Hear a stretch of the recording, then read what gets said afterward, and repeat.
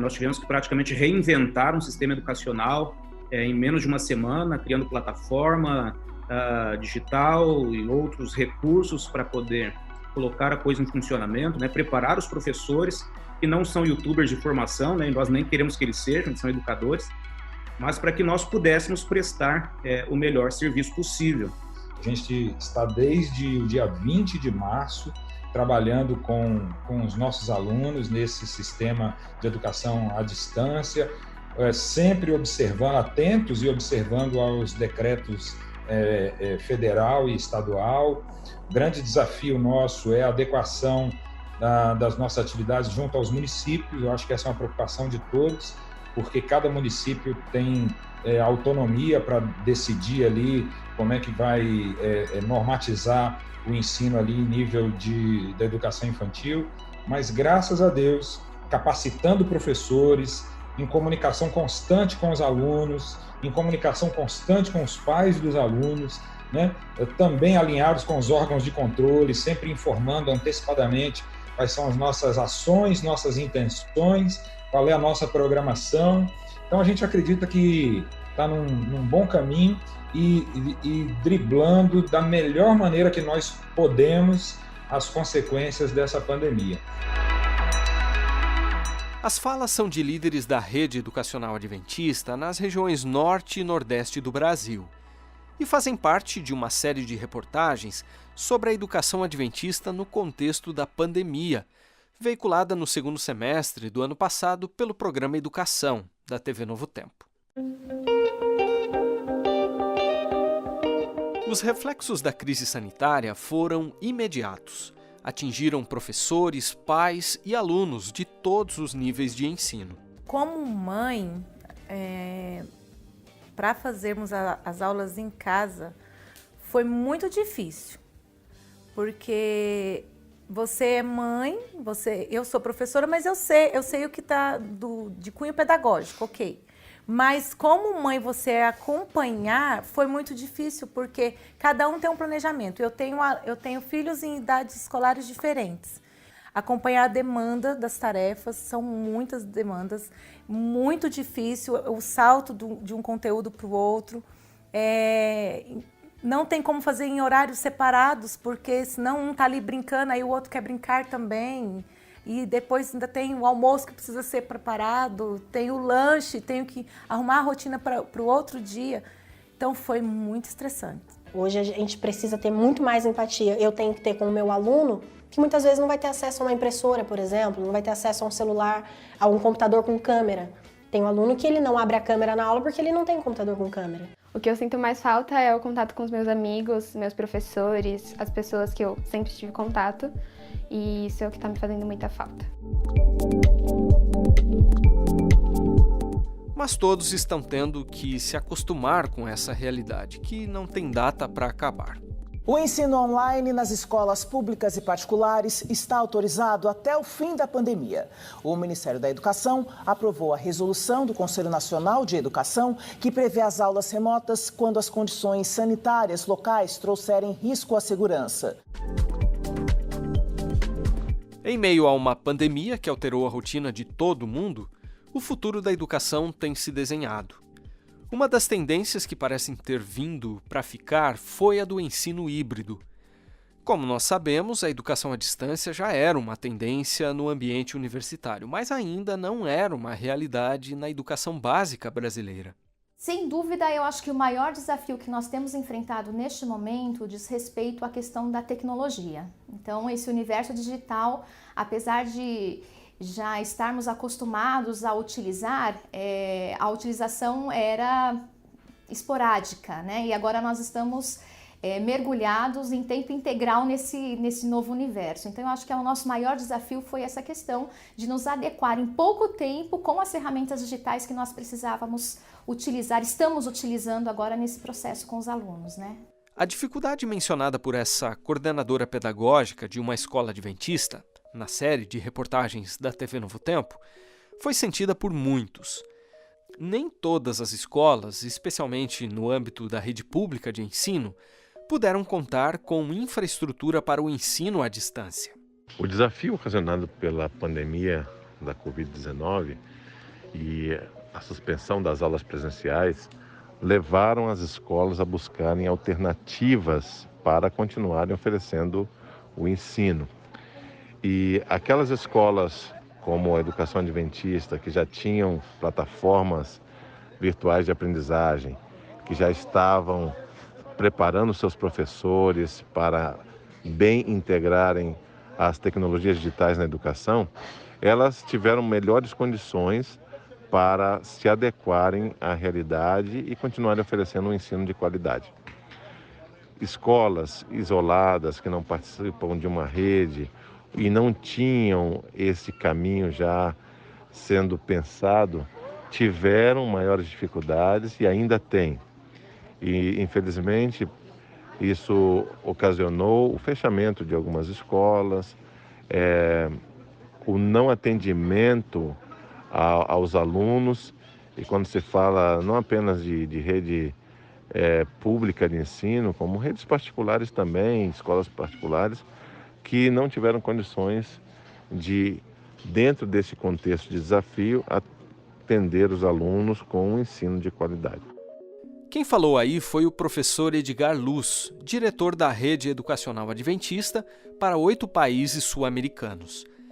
No caso da educação adventista, a plataforma utilizada desde o começo da crise sanitária tem sido o iClass, que foi desenvolvido pela CPB, a editora que produz os livros didáticos utilizados pela rede de ensino adventista no Brasil. Havíamos desenvolvido, por ocasião do projeto Livro Didático Digital, uma plataforma de comunicação entre aluno e professor. Essa plataforma foi desenvolvida de forma integrada ao livro didático digital para o ensino médio e foi ofertada pela Educação Adventista desde 2015. Só que há 2 anos atrás, pelo fato dos professores não utilizarem os recursos de interação com os alunos, nós desligamos essa funcionalidade há cerca de 2 anos. Quando ocorreu a pandemia, então nós retomamos parte da ideia, não o projeto inicial, porque ele já tinha se desatualizado tecnologicamente. Então nós retomamos a ideia deste projeto de comunicação entre aluno e professor para poder oferecer para os professores uma ferramenta de comunicação e oferta de conteúdos para os estudantes. Então surgiu aí a ideia deste serviço que nós denominamos de iClass. Segundo dados fornecidos pela CPB Educacional, setor liderado pelo Dr. Alexander Dutra, que a gente acabou de ouvir aí no trecho dessa entrevista ao programa Educação, da Novo Tempo, o iClass já acumula quase 5 milhões de aulas. Mas mesmo escolas particulares que conseguiram oferecer aulas remotas não ficaram imunes a outro problema causado pela crise sanitária: a evasão escolar. Segundo dados que foram divulgados pela Secretaria de Educação do governo paulista, entre abril e maio do ano passado, um número 10 vezes maior de alunos, na comparação com 2019, foi transferido das escolas particulares para a rede pública.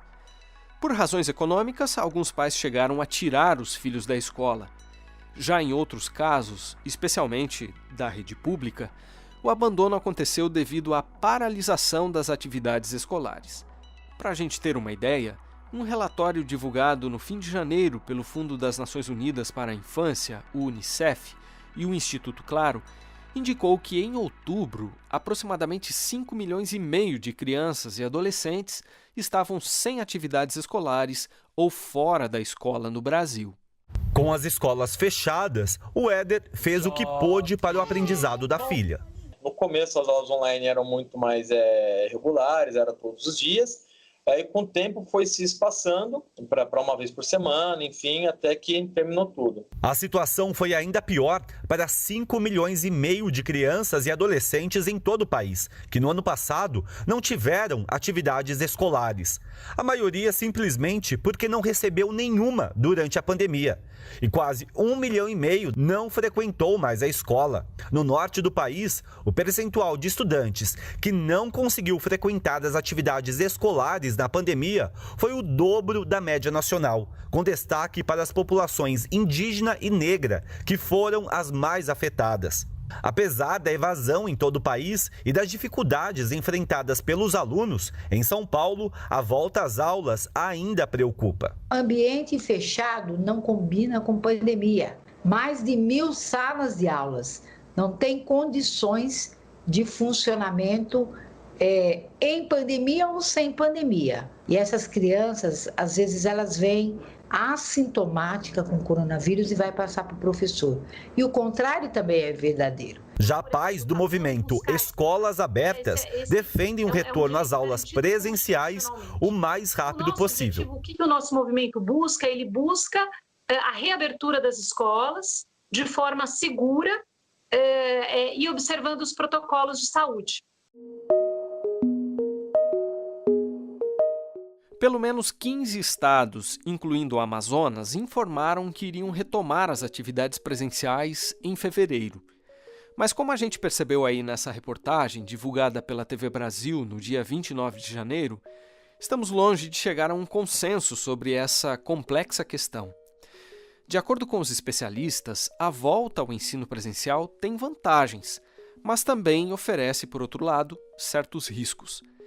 E a discussão sobre o tema passa por uma série de fatores que envolvem aspectos psicológicos, pedagógicos e também de saúde.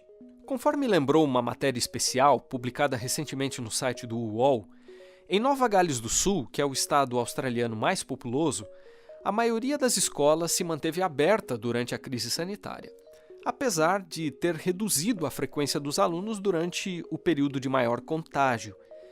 E um estudo liderado pelo Centro Nacional para a Pesquisa e Monitoramento de Imunidade da Austrália sugeriu que as escolas não foram um grande foco de infecção pelo coronavírus. Afinal, de janeiro a abril, quando os números da pandemia atingiram o pico, houve registro de Covid-19 em apenas 25 das 7.700 unidades escolares dessa região, ou seja, em menos de 1% delas. Mas apesar de o estudo ter considerado pequeno o risco de contágio entre as crianças, ele indicou que, por outro lado, o grau de contaminação no caso de professores e funcionários foi bastante alto. Por sua vez, nos Estados Unidos, um dos países mais afetados pela Covid-19, outra pesquisa publicada numa revista científica da área de biomecânica e engenharia biomédica concluiu que os campi universitários eram potenciais propagadores do novo coronavírus. Mas voltando ao Brasil, algo que pesa bastante para um retorno seguro às aulas presenciais por aqui é a realidade extremamente desigual de um país em que 26% das escolas não têm fornecimento de água encanada, 48% não estão conectadas a redes públicas de esgoto, 21% não têm coleta de lixo periódica e 16% têm sanitários fora do prédio da escola. Esses são dados do Censo Escolar de 2018, citados nessa mesma reportagem que a gente já mencionou.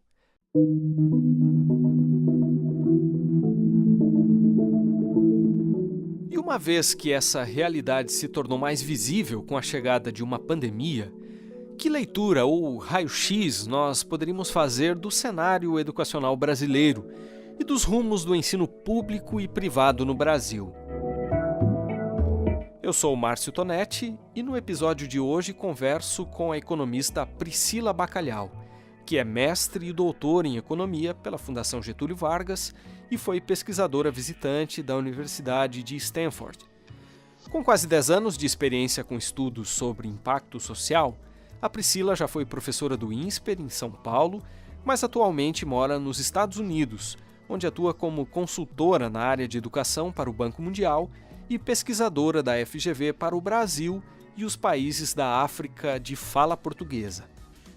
Priscila, eu introduzo a nossa conversa lembrando um relatório de 2018 do Banco Mundial que apontou uma crise global de aprendizagem.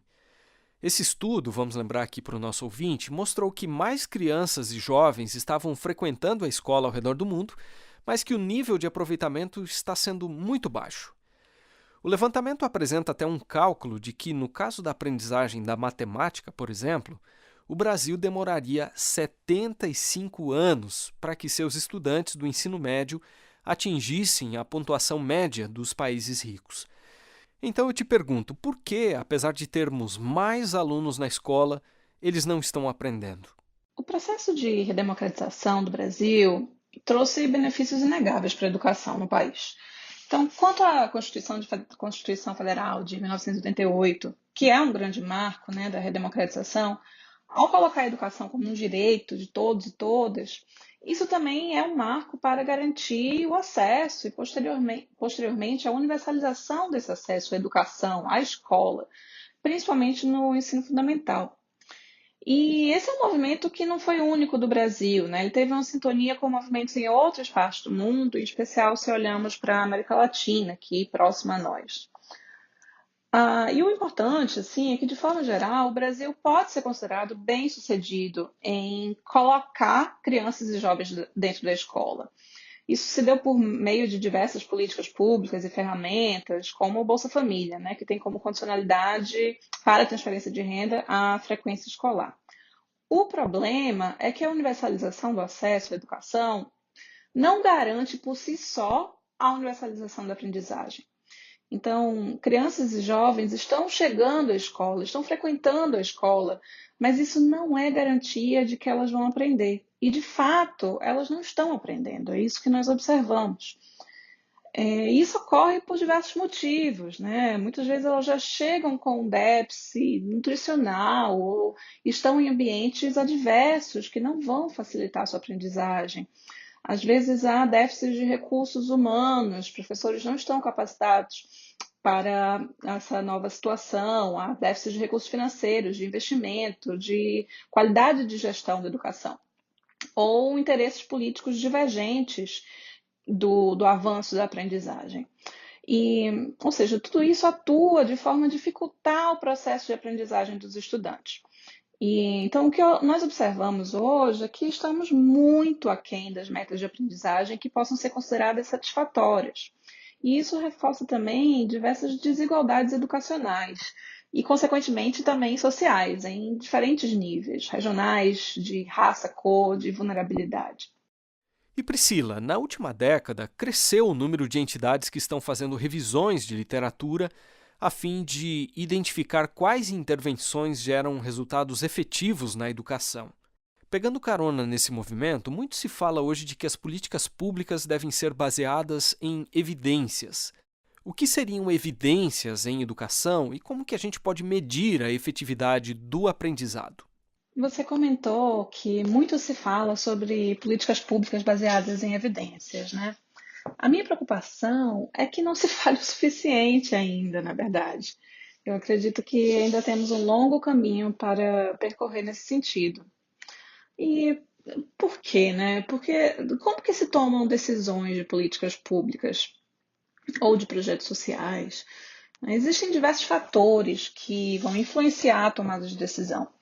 Muitos deles baseados em aspectos políticos ou em crenças dos gestores, das pessoas que estão tomando essas decisões.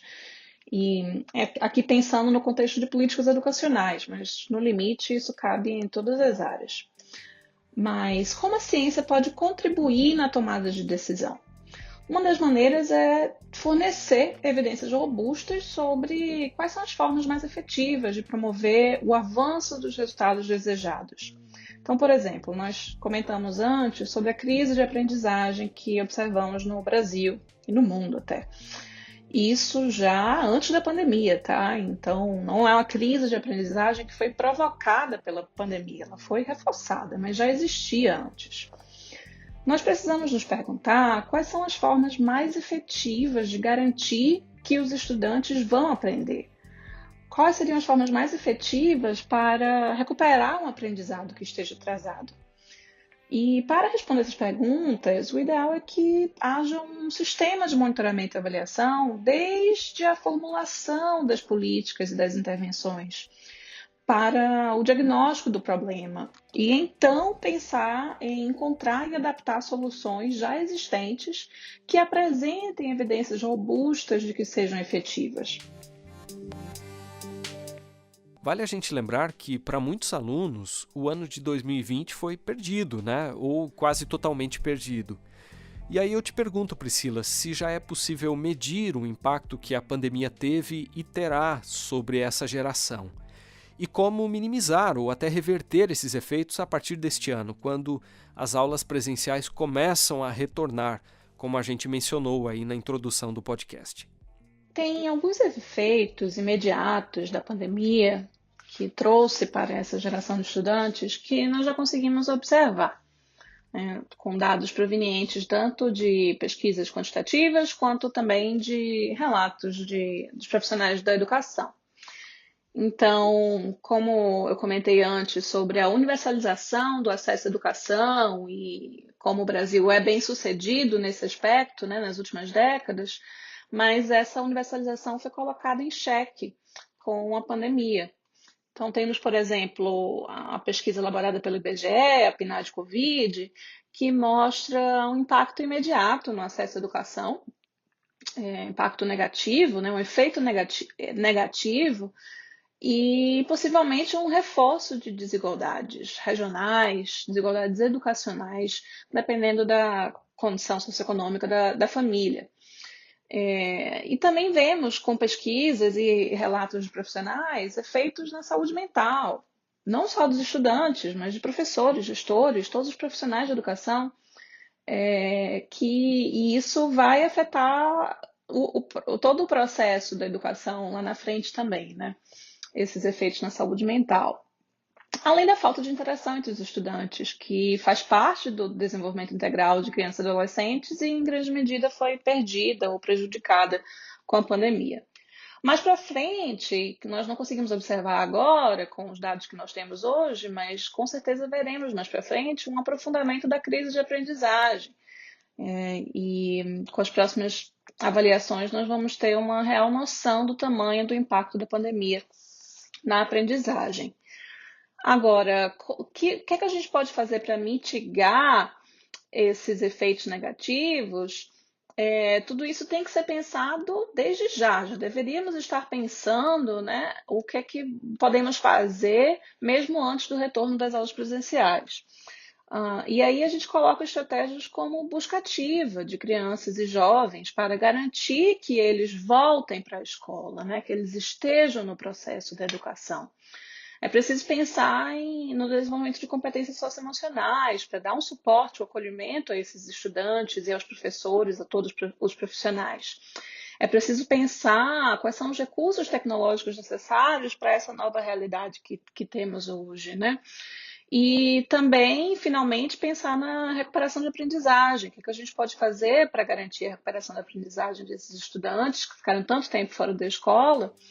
E, para isso, nós podemos aprender com as evidências existentes de outras crises e de outros países. O que os outros países, as outras regiões estão fazendo que podemos aprender e adaptar para a nossa realidade. Priscila, eu queria ouvir a sua opinião também a respeito do seguinte. Que papel a rede privada de ensino, o que inclui escolas confessionais como as adventistas, desempenha no Brasil? E em que medida os colégios particulares levam vantagem ou apresentam desvantagem em relação à rede pública ao lidar agora com o retorno às aulas presenciais? A rede privada de ensino no Brasil comporta cerca de 20% das matrículas totais do país. Ou seja, 1 a cada 5 estudantes está matriculado numa escola privada, em especial em áreas urbanas.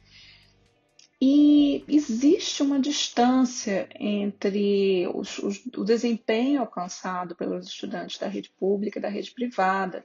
De forma geral, na rede privada, na média, apesar de que há uma heterogeneidade da qualidade de educação provida na rede privada, mas de forma geral tem uma média de desempenho mais elevada do que a rede pública.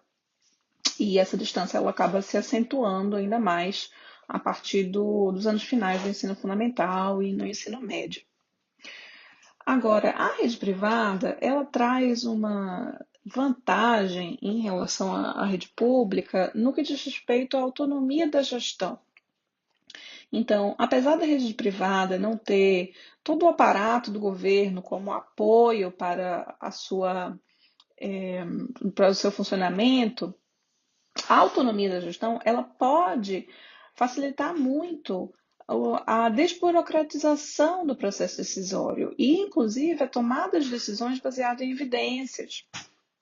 E, com isso, quando nós conseguimos aprender com outras experiências, e pensando aqui no contexto de pandemia e da crise gerada pela pandemia, né, o fato da rede privada ter uma maior autonomia da gestão pode facilitar esse processo de olhar para que outros países e outras regiões, outras experiências e quais políticas mitigadoras dos efeitos negativos da pandemia estão sendo adotadas em outros locais e conseguir adaptar isso para a realidade da sua escola privada ou da sua rede de ensino privada.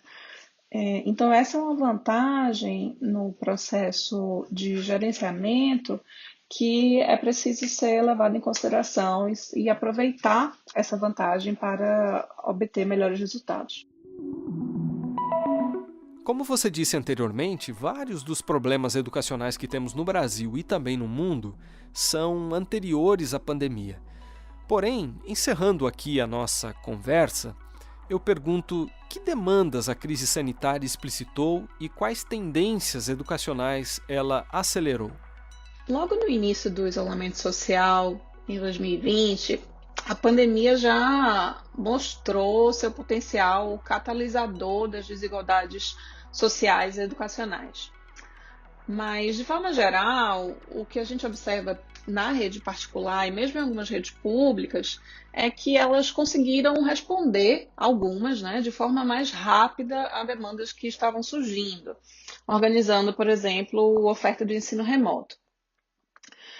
Vale lembrar que a pandemia provocada pelo novo coronavírus foi a primeira dessa era. Nada garante que não vão surgir outros vírus ou variantes nos próximos anos.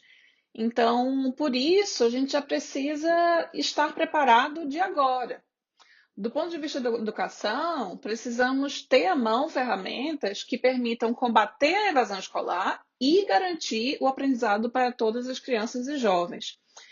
E isso só vai ser possível se realmente começarmos a investir para ontem, tanto na rede pública quanto na rede privada, nesse tipo de ferramenta, que hoje podemos colocar como tendência tanto o ensino remoto quanto o ensino híbrido. Agora, para conseguirmos garantir, né, essas tendências, precisamos também ter em conta que o acesso a recursos tecnológicos é heterogêneo, tanto entre estudantes quanto entre professores. Então, é preciso levar em consideração essa heterogeneidade, garantir o acesso a recursos tecnológicos e à internet para todos e todas, e também fazer uso de outras ferramentas, como televisão e telefone, por exemplo. Isso vai ser importante para complementar o ensino presencial, porque, com certeza, o ensino presencial, a partir de agora, não vai ter mais a mesma cara que tinha antes, dados todos os protocolos de segurança sanitária que agora são necessários. A gente termina com o trechinho de uma reportagem da TV Novo Tempo, na qual Débora Guerra, que é vice-presidente da Associação Brasileira de Mantenedoras de Ensino Superior, fala sobre um futuro que se antecipou e que nos desafia a buscar soluções para os problemas novos e também os antigos do universo da educação. Na minha visão, e o que a gente tem conversado muito sobre essa educação do futuro hoje, que a gente brinca, né? A gente fala muito que a pandemia veio para acelerar uma série de movimentos importantes para todos nós, né? Acho que não só do Brasil, mas do mundo como um todo, e das atitudes das pessoas. Com produção e roteiro de Márcio Tonetti e Wendel Lima, apresentação e edição de áudio de Márcio Tonetti, gravação de José Newton e direção de jornalismo de Marcos de Benedicto, o episódio de hoje fica por aqui. Para quem está nos acompanhando pela primeira vez ou que já segue nossos canais há mais tempo, eu aproveito para lembrar que o Entenda está disponível no Spotify, na plataforma Anchor, no Google e em outros agregadores de podcasts, além de poder ser ouvido também no YouTube. Até o próximo episódio!